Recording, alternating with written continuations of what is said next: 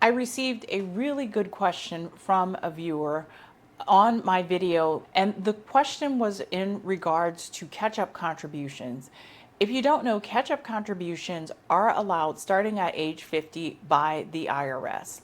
Now, I, as a financial advisor, I really don't like catch-up contributions, and I want to outline in this video why catch-up contributions are not the best method in saving for retirement. So stay with me. To bring everyone up to speed, the IRS provisions allows Americans starting at age 50 to make catch-up contributions in 401k or IRA accounts. For example, the typical IRA contribution maximum is $7,000, but starting at age 50, you can make an $8,000 contribution. So they give you a $1,000 catch-up. For 401ks, it's a little bit more complicated. For example, in 2025, the contribution limit was $23,500 if you were under the age of 50. But once you hit age 50, you can contribute an extra $7,500 a year for a grand total of $31,000. And once you hit age 60 to 63, you can contribute a little bit more for a grand total of $34,750. There's something specific that you need to know about catch-up contributions. If you earn over $140,000 a year, the catch-up contribution cannot be put in a traditional account. It must be a Roth contribution. So there's some ifs, ands, or buts with this, but bottom line, the IRS allows someone who is 50 and over to contribute more money to their retirement account. Now, I didn't bring it up in context of starting with zero at age 50 and building from there for very specific reasons, and I've always had issue with this provision. First of all, this provision, you really need 20 years of solid compounding for a dollar amount or a contribution to a retirement account to really have maximum effect. And allowing people to start making catch-up contributions at age 50 doesn't really give enough time for compounding interest to take over and for that money to really grow.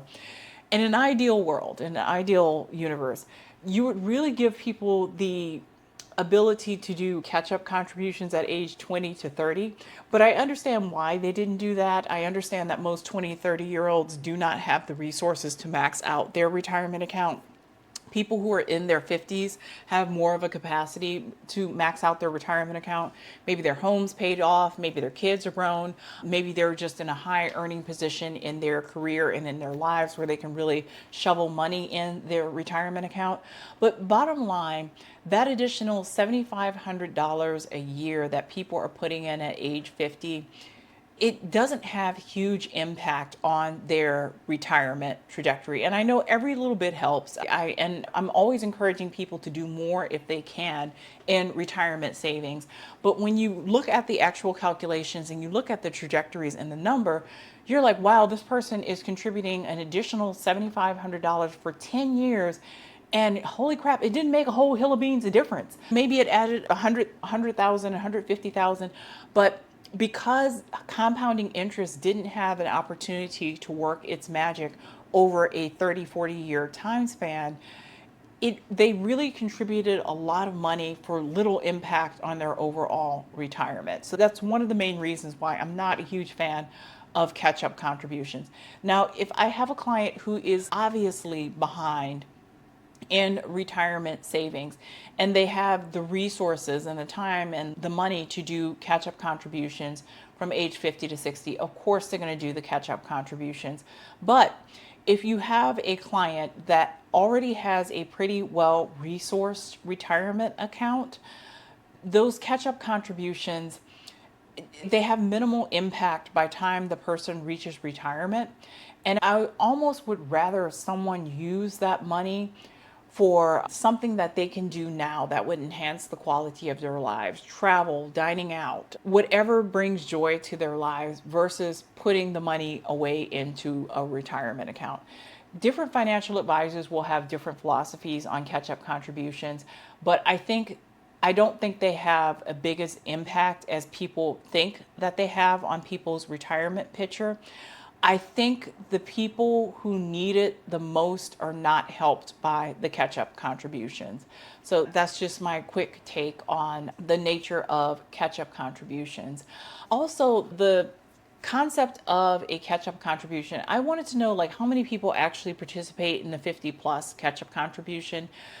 At Fidelity, this is only looking at Fidelity account, 13%, 13% of their account holders who are 50 plus are participating in catch-up contributions. And the people who are participating in catch-up contributions are mostly high income, as defined as earning 150,000 or more each year. A lot of people who max out their 401ks or max out their catch-up contributions are very high income people. And on some level, these are people who are least in need of assistance or favorable tax provisions to help them meet their retirement goal. And the video that I did with starting at zero at age 50, these are two different populations of people who are maxing out their 401k and their catch-up contributions are not the same people who are starting with zero at age 50. Occasionally you will get an overlap, but for the most part, they're two different populations of people.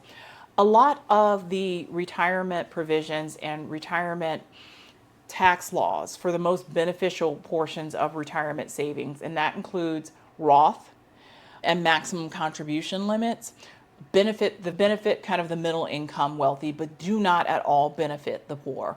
Roth is an excellent example of that. If you are contributing the Roth, or if you are maxing out your Roth, you are earning bare minimum at least 100, 150, 160 and more $1,000 a year. If you are low or moderate income, you really are not contributing to Roth and really do not benefit from that provision. And that doesn't mean that middle wealth people don't need those provisions that benefit them in the tax code. And Roth is one of those provisions. But to really help people who are starting at zero, and a lot of Americans do not have anything saved for retirement, catch-up contributions, Roth provisions, super catch-ups between age 60 to 63 don't mean a thing and really are not provisions written into the IRS tax code to help these people. People who are working class or middle class need other provisions built in to help them save for retirement. Personally, I think there should be no contribution limits or no contribution differences between the 401k and IRA.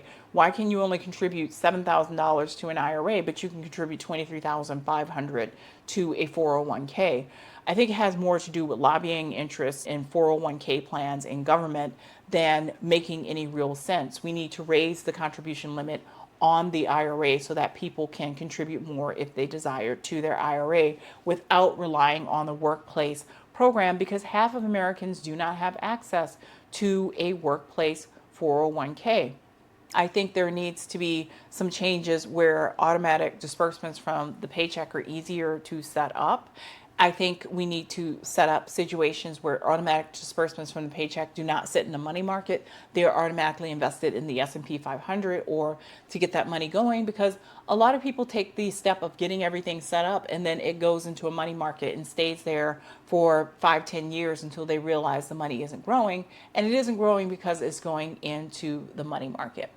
So I hope that this video kind of explained catch-up contributions, why it really isn't germane or relevant to people who are starting out at zero at age 50, and why I don't really like the catch-up provision in the IRS tax code. I don't think it makes a whole hill of beans of difference.